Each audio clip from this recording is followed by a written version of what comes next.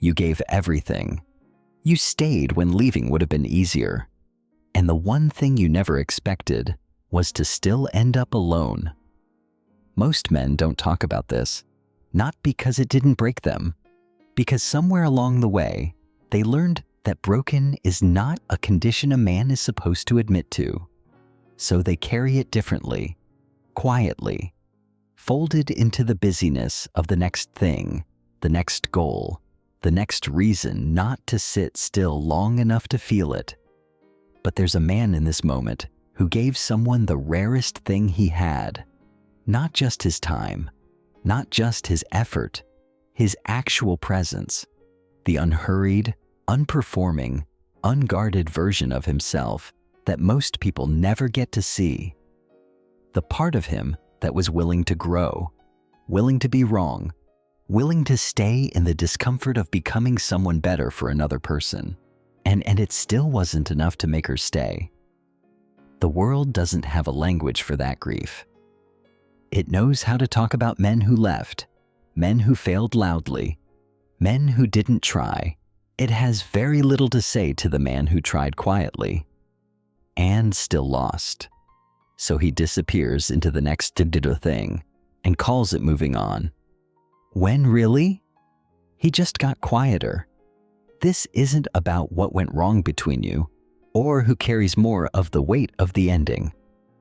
This is about something most men never get to hear directly. What God actually sees when he looks at a man who loves fully, loses honestly, and is still standing.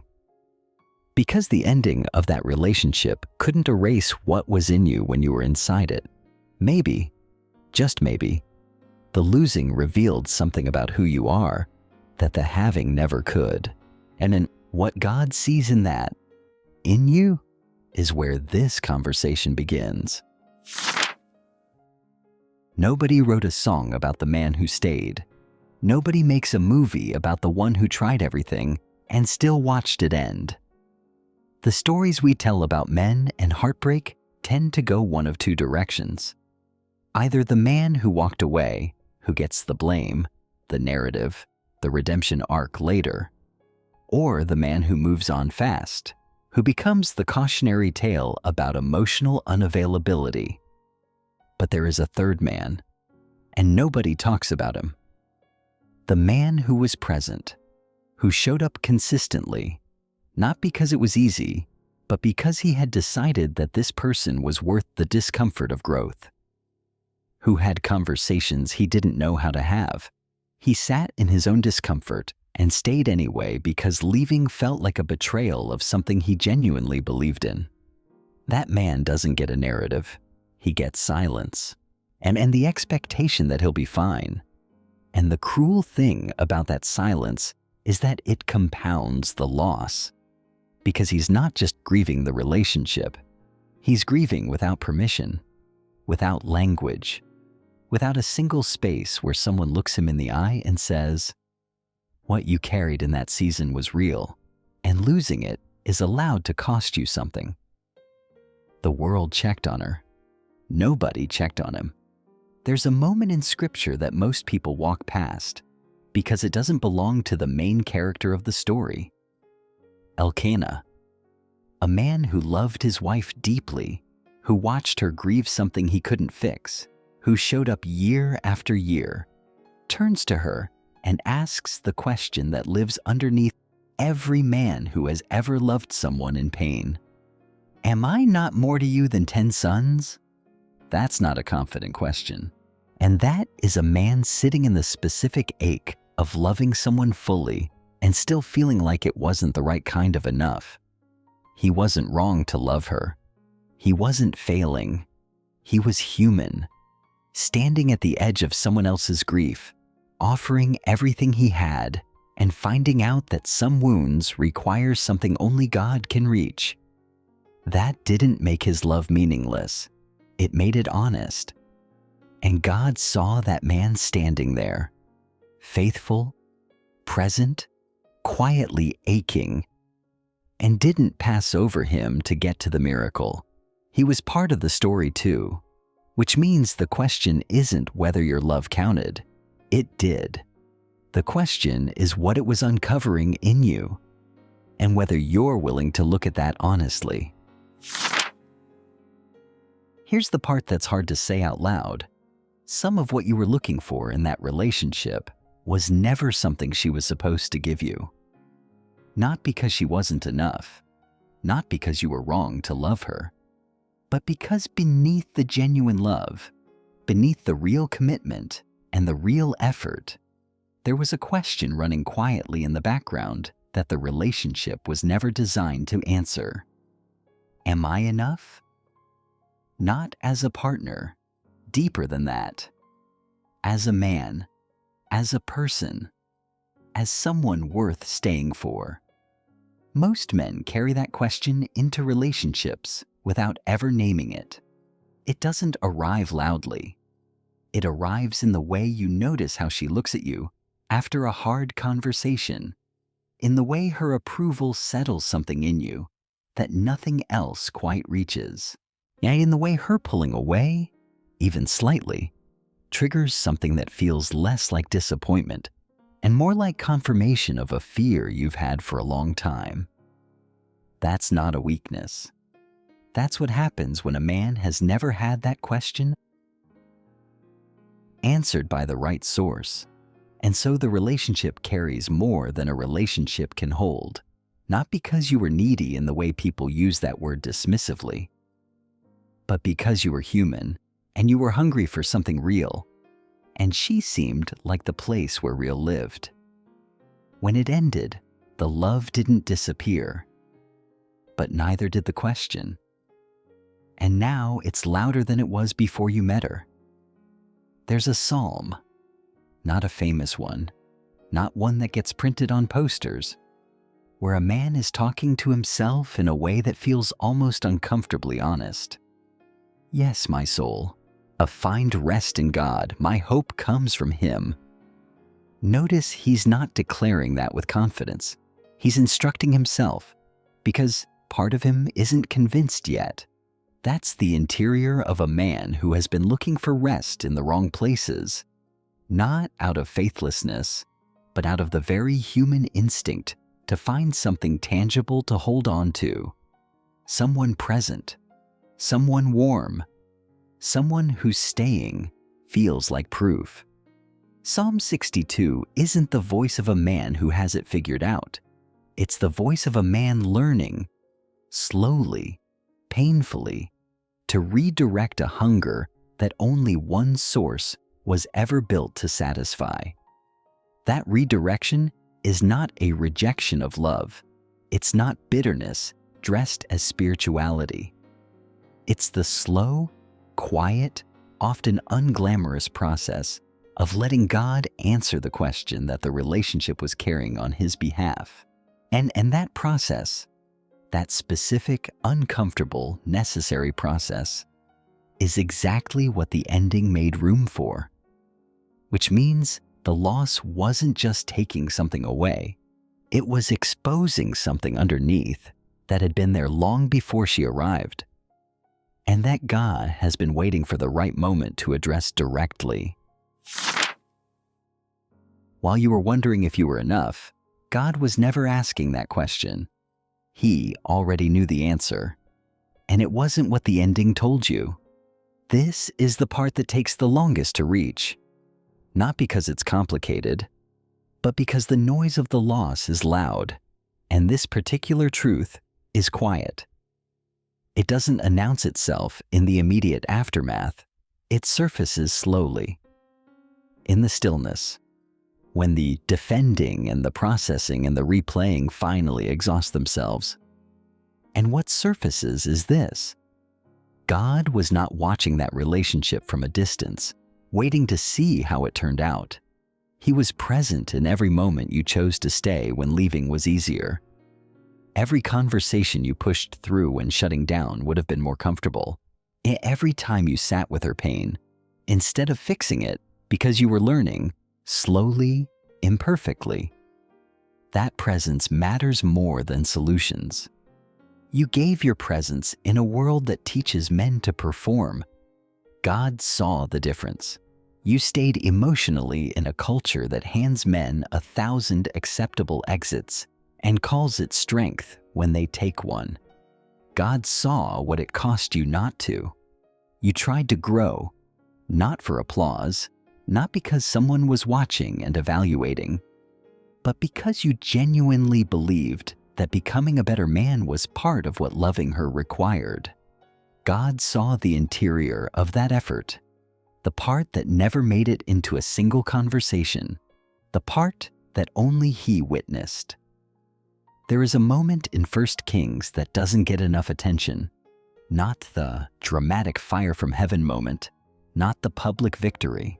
At the moment after, when Elijah, having given everything he had, sits down under a tree and tells God he has nothing left. "I have had enough, Lord." And God's first response is not a rebuke, not a lesson, not even an explanation.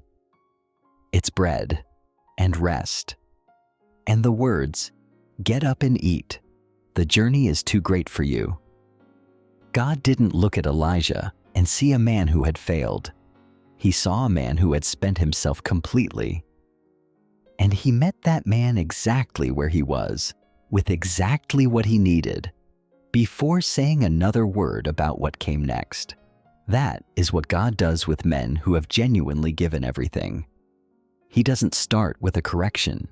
He starts with care. And then, only then, after the rest, after the nourishment, after the acknowledgement that the wait was real, He speaks about the road ahead, and you are not further behind for having loved and lost. You're exactly where God can reach you most directly, emptied of the thing you were carrying, quiet enough to hear something you couldn't hear when the relationship was filling all the available space. And what He sees in you, in this specific version of you, in this specific season, is not what you've been afraid He sees. It's something that the ending of that relationship, for all the pain it carried, was never able to take away. The man you are right now, in this quiet, unglamorous, in-between season, is not a lesser version of yourself. He is the most honest version you have ever been. That's not a consolation. That's not the kind of thing people say to make the pain feel more manageable. That is a specific, observable truth about what happens to a man when he has loved without armor and lost without an exit strategy. Something gets stripped away, not the good things, the performative things, the version of yourself that needed the relationship to confirm your value. That version has fewer places to hide now. The identity that was quietly borrowing stability from her presence, her approval, her choosing you again and again, that scaffolding is gone, and then what's left standing without it is something more foundational than you may have given yourself credit for. You're less impressed by the idea of love than you were before. And that is not cynicism. That is the beginning of wisdom.